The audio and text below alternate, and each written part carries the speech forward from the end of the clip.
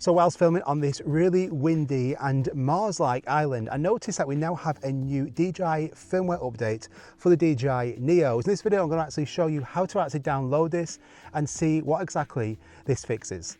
Let's get into it.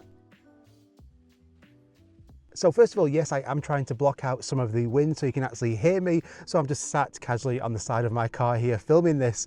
But what is new on the DJI NEO? So this new firmware update, this is actually saying this is going to actually fix the direction track issues. So first of all, how do we actually get this downloaded?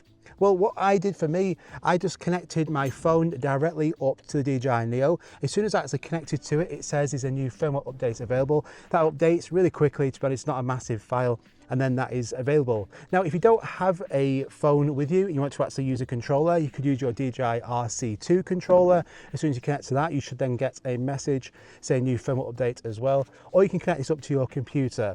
But the easiest option, to be honest, is going to be just connect this up to your phone and you will see these updates pop up. Now, there isn't a new DJI Fly update on the App Store. This is just solely a new firmware update for the DJI NEO. So one of the things it addresses is the tracking on here. So direction track, I think the actual tracking on here is pretty good. We have follow mode, where the drone will just follow you from behind, but you also have direction track. So what should happen is you should take the drone off from your palm, it will identify you, and then it will follow your direction. But a few issues is that the drone would be quite skittish in the way it follows you. It's not very smooth.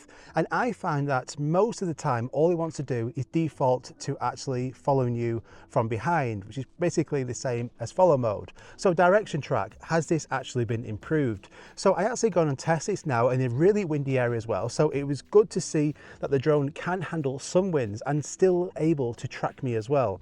So direction track, as you can see here, I set off and the drone automatically again started following me from behind. And this is where it's like most comfortable doing this. But as soon as I started to make any different movements, move sideways, you can see that the drone will then start to try and follow me as well. So it certainly does follow your direction better than it does before. Now, when you go into the settings, you can choose all the different tracking modes on here or quick shots. You can actually get the drone to follow you from far, close or medium.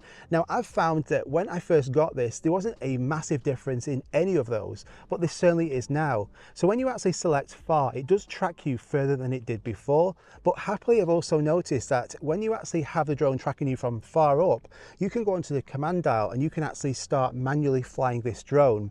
As I said in one of my previous videos, it'd be great if we could actually have like almost a top-down shot of where the drone's following you and angle this camera down. And you can see now as the drone is above me, it's getting this good top-down shot as well, a lot better than it was before. So this is fantastic news for those top-down tracking shots. Now, something you couldn't do was get this drone to track you from the side, and still you can't really, but it is better. So if you go into the settings in direction track and actually select low, the drone's going to go pretty low to that ground. But as you can see now, as I'm walking, the drone is actually tracking me, following my movements, but I'm getting this tracking side shot now. So I'm getting almost side track. This only seems to work in the low setting. If you put it at medium or far, that doesn't work. It will default to like pretty much the back or in front of you. You can actually walk now and the drone will actually follow you from the front, so that's good. But if you want some sideways shots, just select low. The drone will go pretty low down and follow you in a side motion, so that's great. So overall, a pretty small update, but there are some improvements to the direction track on here. So it's great to see that within a month of this drone coming out, we're already getting firmwares trying to improve little issues on this drone.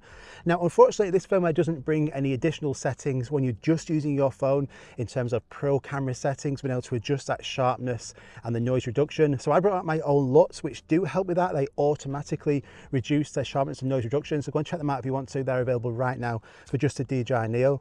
And also, I've been testing these. These are the new ND filters by Firmware. These just magnetically attach onto the front of it. And I was using an ND32 in all of my tests.